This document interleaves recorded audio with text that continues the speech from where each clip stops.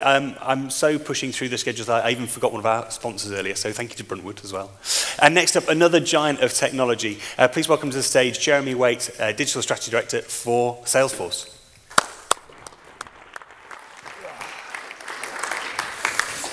God, I don't know how on earth I'm supposed to follow that. Bloody hell.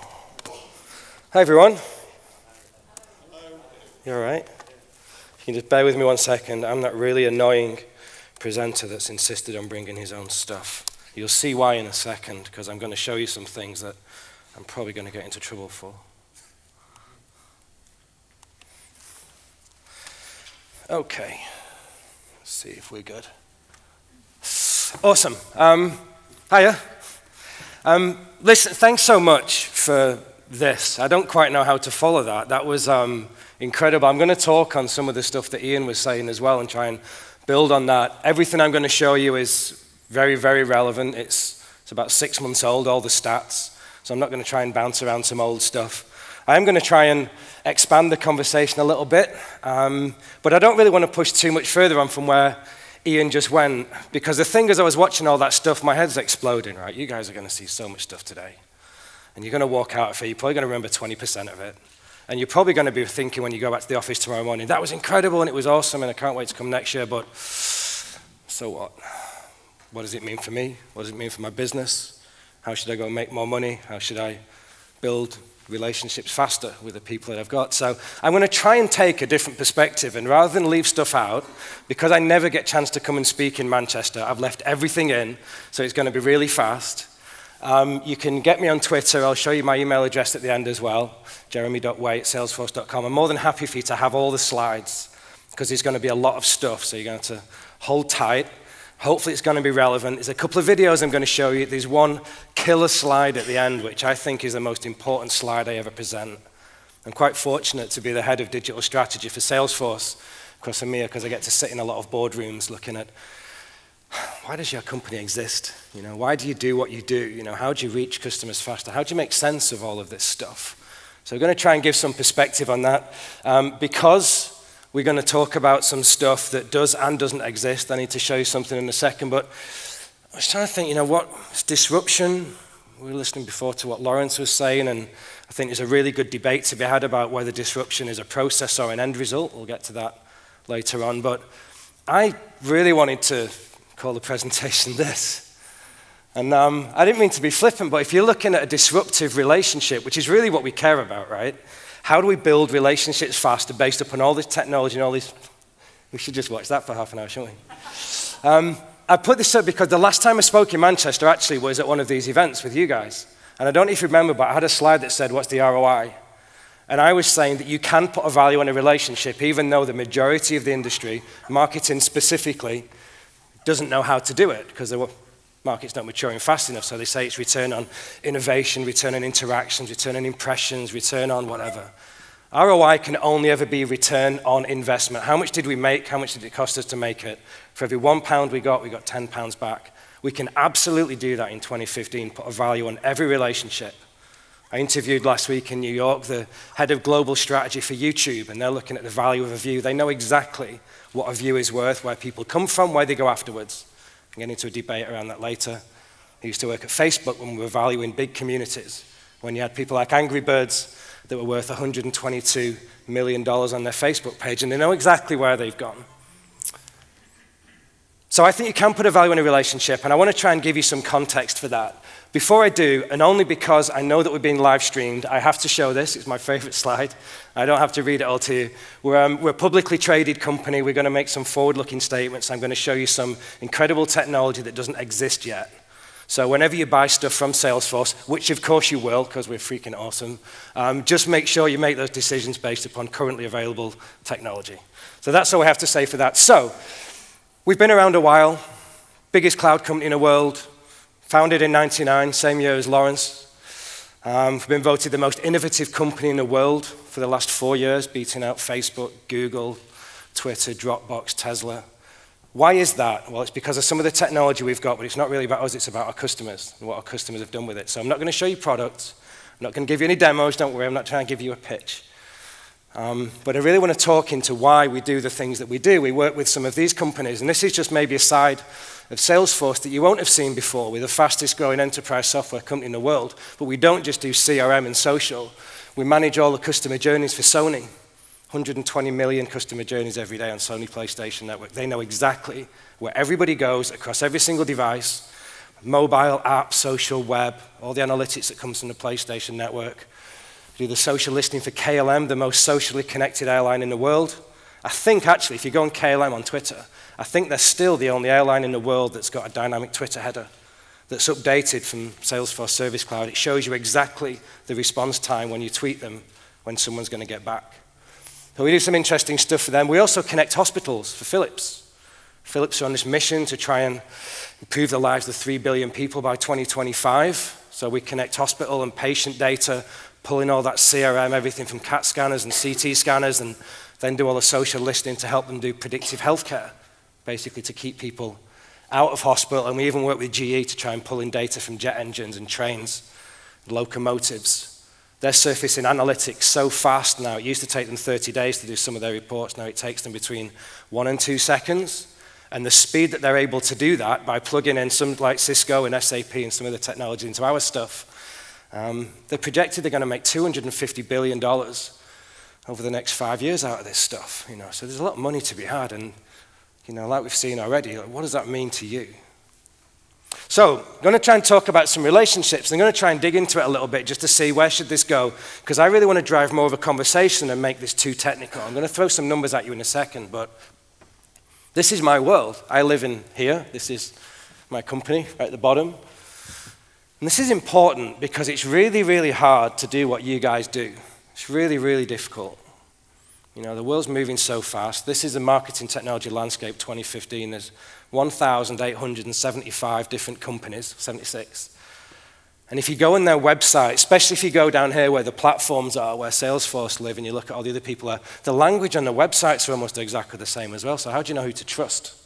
How do you know who to buy from? How do you know who to use as a platform to plug all this stuff into to help you guys make more money, like some of those customers have? So I'm going to talk about trust as well, because I think it's a big problem.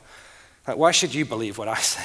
I really appreciate you letting me talk to you guys, but why should you believe what I say and trust that what I'm saying is true? We have people problems. We think we have technology problems. Do you know what I mean? In fact, let me play you this video just from one of my favorite movies, and I'll give you an example just so that you can see what I mean.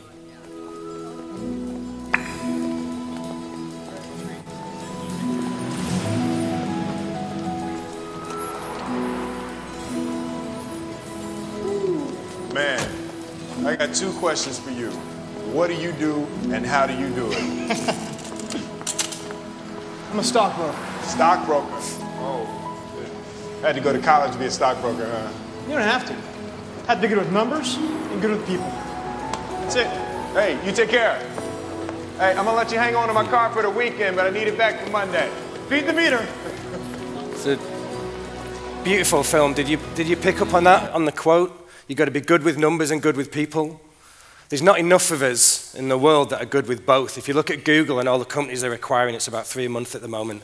They're actively only recruiting and buying companies where the senior leadership have got significant backgrounds in neuroscience and computer science. You have to understand the head and the heart. They have to understand the emotion, psychology, the customer behavior, and they have to understand the data and the logic and the reason and all the ration that goes with it.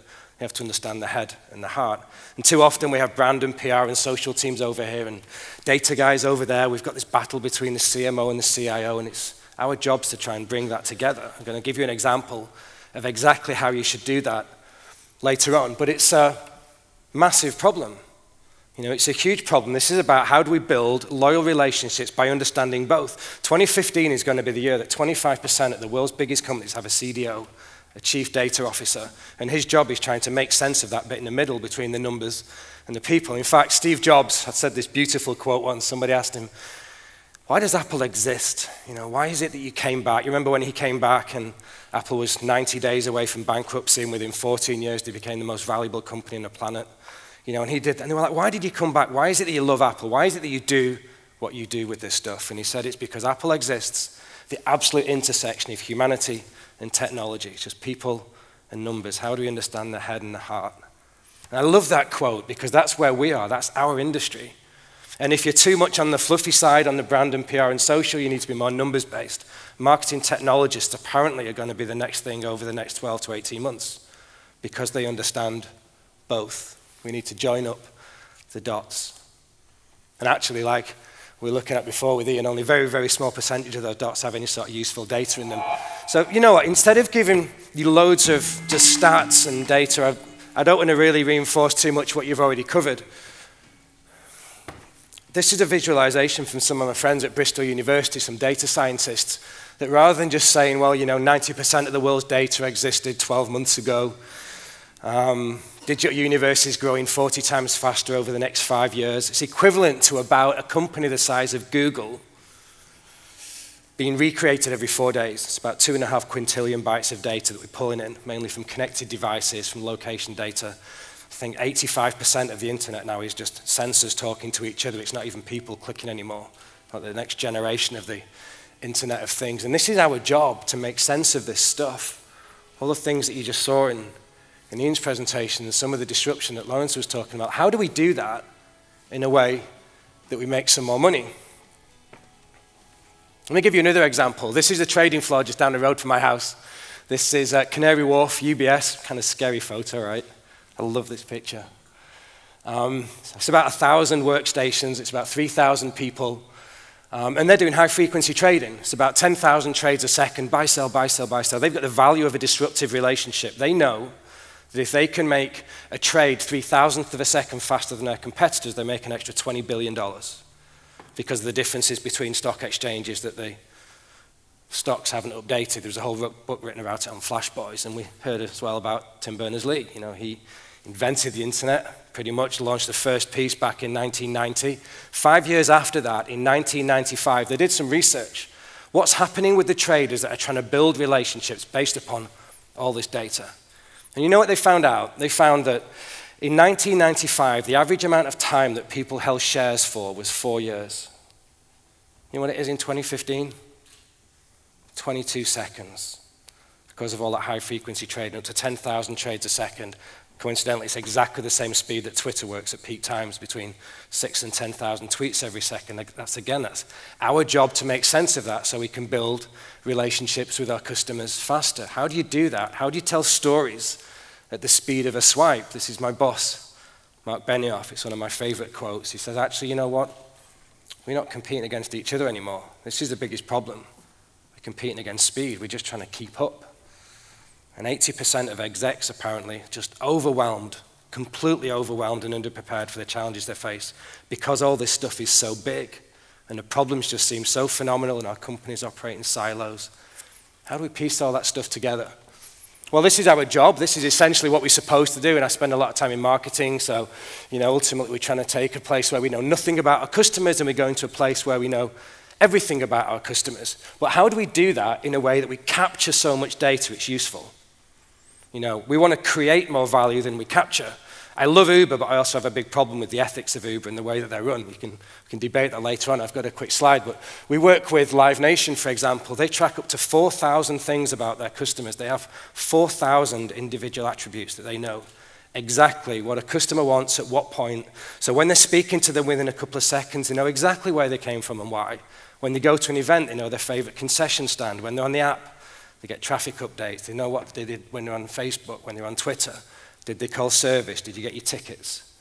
How do we do that in a way that provides an incredible customer experience that is disruptive but is also incredibly respectful of the data? It's a difficult one, right? So I Googled it. I thought, let's try and figure out how you build a disruptive relationship to reach customers faster. And these were some of the things that I found. They're actually out of a book. I'll read it to you. I won't go through all of it because the text is small, but you can have the slides later. Respect the right to privacy. Speak the truth at all times. Attention spans are short. Use big ideas and short sentences. Our attention spans are too small. Good editorial content gets 10 times more eyeballs than promotional, etc., etc. Do you know what's fascinating about that? In fact, is anyone going to be brave enough to suggest what might be interesting about these 6 statements about how to build relationships? No? From Manchester, man. If I was in London, I'd expect you to be quiet, but I'll tell you why. Because this is from a book that I bought for my house clearance. It's a first edition from 1857. And it's about how to build relationships because people's attention spans are too short. I kid you not. It even talks about, it doesn't talk about the word disruption, it doesn't talk about the word technology, even though that was invented around about this time. This book's worth £5,000. I didn't find out at the time it was from a house clearance, but it's phenomenal. This is not new. We haven't got technology problems, we've got people problems. This is exactly the same problem that we had hundreds and hundreds of years ago. It's just that things have got faster. We now need to struggle how to do with it. We still need to be like the small shopkeeper, it's just that now we need to do that at scale. You know, McDonald's are serving 120 million customers a day. They need to know everything about their customers. I mentioned Sony PlayStation. They serve 120, 115 million customers every day. How do you track all of those customer journeys? Our technology drives that with a thin technology layer that Sony are able to understand what those customers want at exactly what time. What time have I got till, Tom? Oh, awesome. Loads of time. We all okay? Yeah, sure.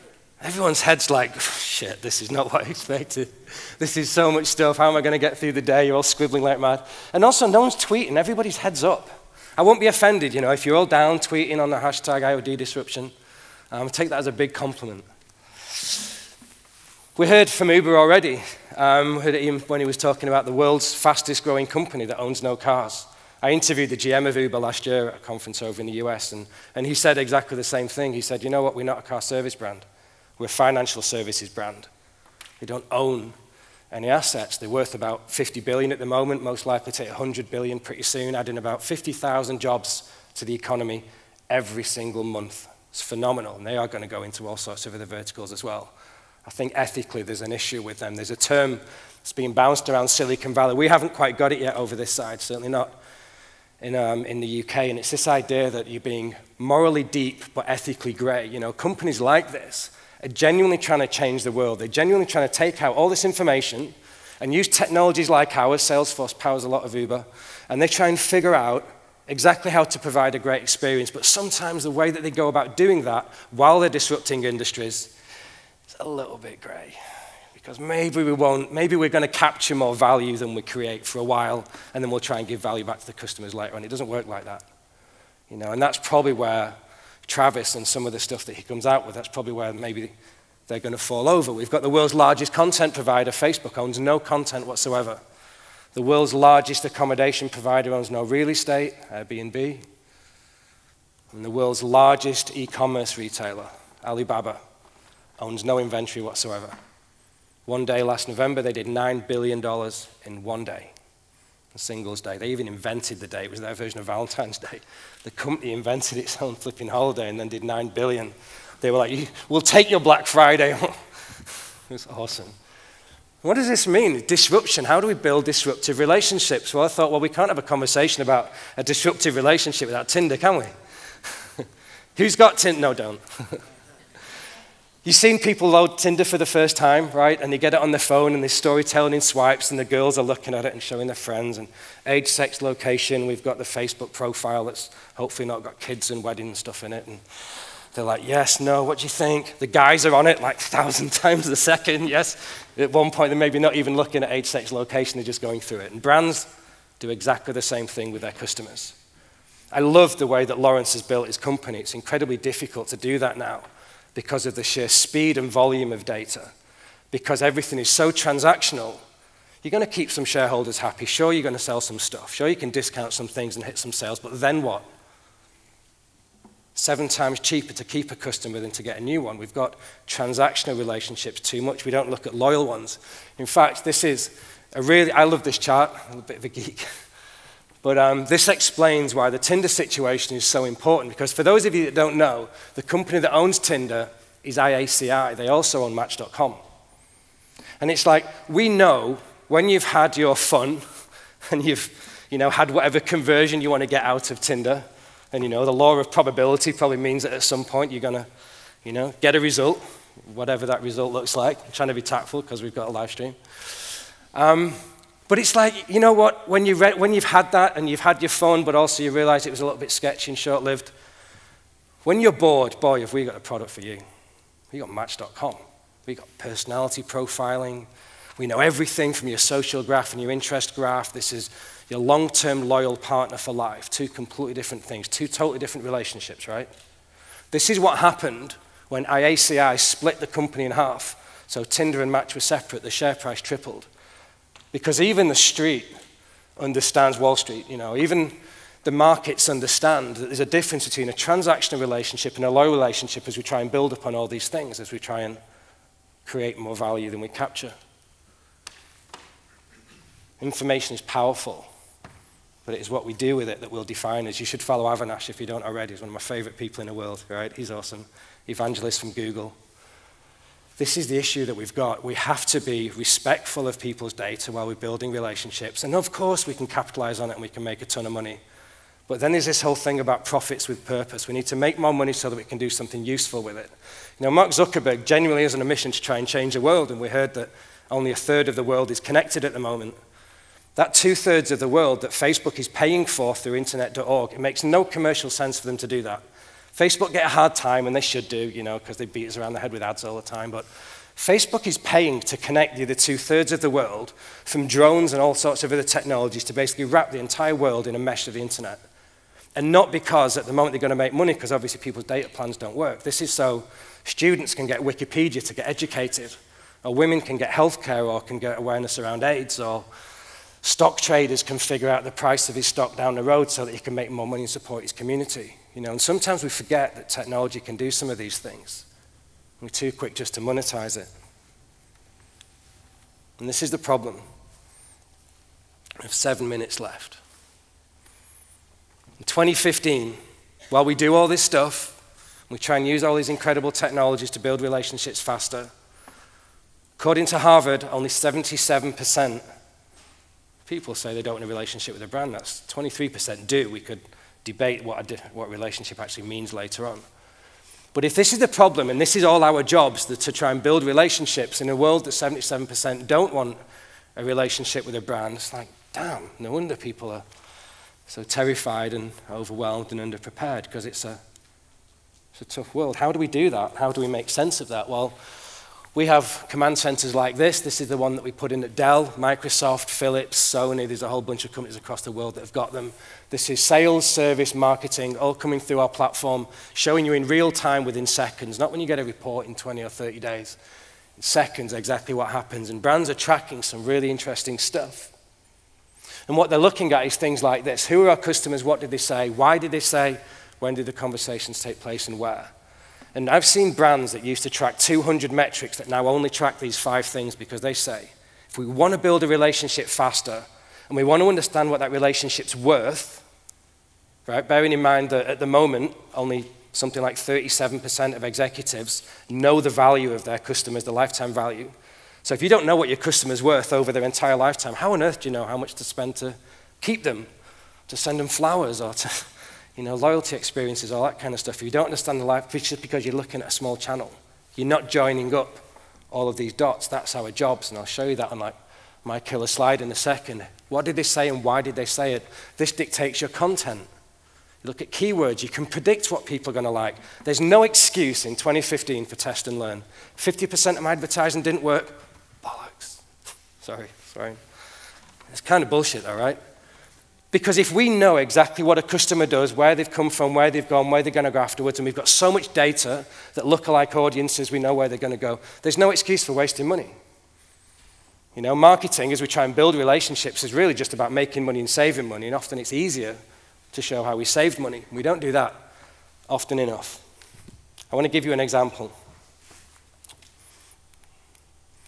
Bear this in mind, and I'm going to fly through this because I want to show you a video that's 3 minutes long. This is our only job. If you want to take a photo of a slide, take a photo of this one. If you want to write something down, I've written a whole load of blog posts about it on LinkedIn.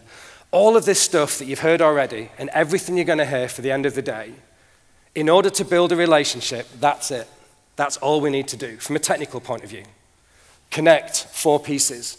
All your customers, everyone that's bought from you, all the social data from the 550 million blogs and forums there is in 2015, and then everything from connected products, from wristbands, from cars, watches, fridges. Put all of that together, that single view of a customer. If you ask any data scientist, any of the guys at IBM or Cisco, and they'll say it's just the 4 Vs. How much data, volume, velocity, how fast, variety, how many different platforms, and veracity, is it accurate? Because if it's not accurate, then nothing else matters. That's it. That's all we need to do. Problem is, 2015, 3/4 of executives, again, even when they've got all the data and they've got a single view, when they're making major strategic decisions, they still trust their hearts. So the data doesn't always win. Be mindful of that as you go through today and see a lot more of this stuff. We've got to build emotional relationships with people. Let me give you an example of what an emotional relationship looks like. This is the video I'm going to show you. I would encourage you not to tweet, just this. Some people are now on YouTube going, shit, there's something good going to happen now. This is a video that we created for Bugatti. This is a proof of concept. This is all of our technology coming together. It's the best description I could give you to show when all of this works for a customer, and they've used a thin technology layer to do an incredible thing and to provide a great experience that blows the customer away, and keeps the brand happy, and makes sense of the data, and is respectful, it's based upon trust. This is the kind of stuff that we're looking at. Let me just play you this, and then we can wrap things up. So, of course, you're going to ignore that small statement at the bottom, because we're in Manchester and we're all friends.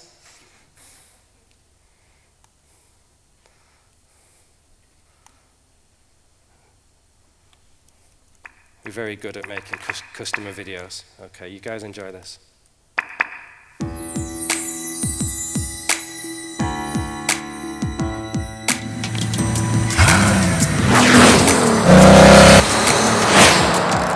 Bugatti customers are probably the most demanding and sought-after customers in the world. They expect from us, since we build the fastest car in the world, that we're groundbreaking in terms of our service, our reaction time, and our technological solutions. My name is Stefan Brungs. In the board of Bugatti, I take care of marketing, sales, customer service, and Bugatti International. Digital has changed everything. It changed the face of how we do our business in marketing, in sales, in customer service, and even in public relations.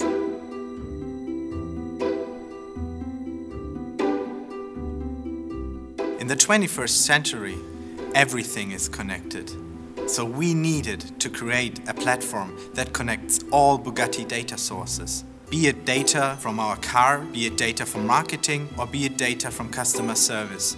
We created the Customer Company Command Center, a platform where everything connects. My vision is to run my business from this mobile device. On the road, I can monitor what's going on, but I can drill deeper in the analysis and get all the insights I need. I need my data on a dashboard, on a mobile device, so that I can follow up on the performance of the sales team, that I can follow up on leads, or even forward opportunities to the responsible country manager. Here in Molsheim, we design the most individualized car in the world. For me, it's very important to know the customer, to understand what they really want, his tastes, his desires, and we create his unique Bugatti experience. I send them renderings and to show them, to get an idea how the car will look, and they're really excited. With the Bugatti app, it's so much easier for me now. Technology is a crucial part for us in order to fulfill our mission. With Salesforce One, which we fully integrated in the sales process, I have all the data available I need. We are using a telemetric system in our cars. The Flying Doctor has the possibility to interact with the customer because of a technical problem. So in case that the tire pressure might be a bit too low, the responsible Flying Doctor can get in contact with the customer via the Bugatti app and inform him about not driving over 400 today, before he even knows that the car might have a problem. We send the customer updates almost every week to keep in touch with the customer during the whole production. And the customers really enjoy it. Imagine our customer arrives in London. We can send him a message right after he arrives at his hotel and ask him if he wants to visit our just opened Bugatti lifestyle boutique. In real time, that information is delivered to our Bugatti boutique, so the sales assistant can prepare for the preferences of our customers. So when the customer arrives at the store, he can feel at home in the Bugatti family. What impressed us the most on the Salesforce platform was the speed. At Bugatti, we have a passion for speed. And the Salesforce platform is almost as fast as our car.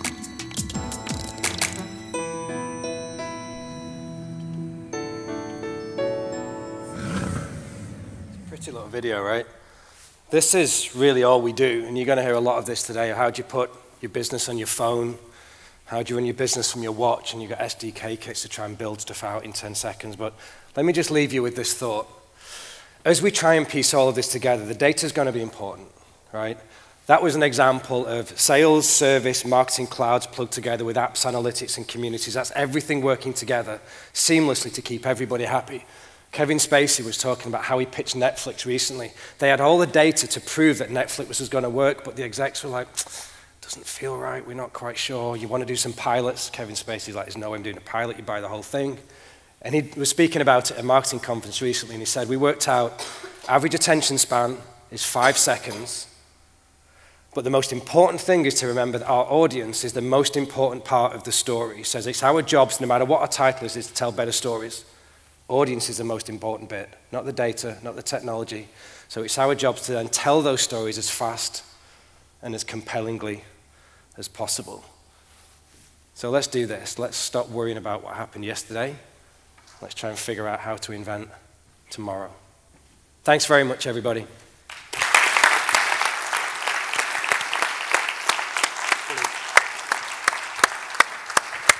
Well, it seems appropriate to finish on a story about speed, given that we're going to have to drive on through if we're going to get you some coffee in an hour's time. I'd like to invite up on stage, just as Jeremy clears up. All done? Great. Hugh Campbell, the founder of GP Bullhound.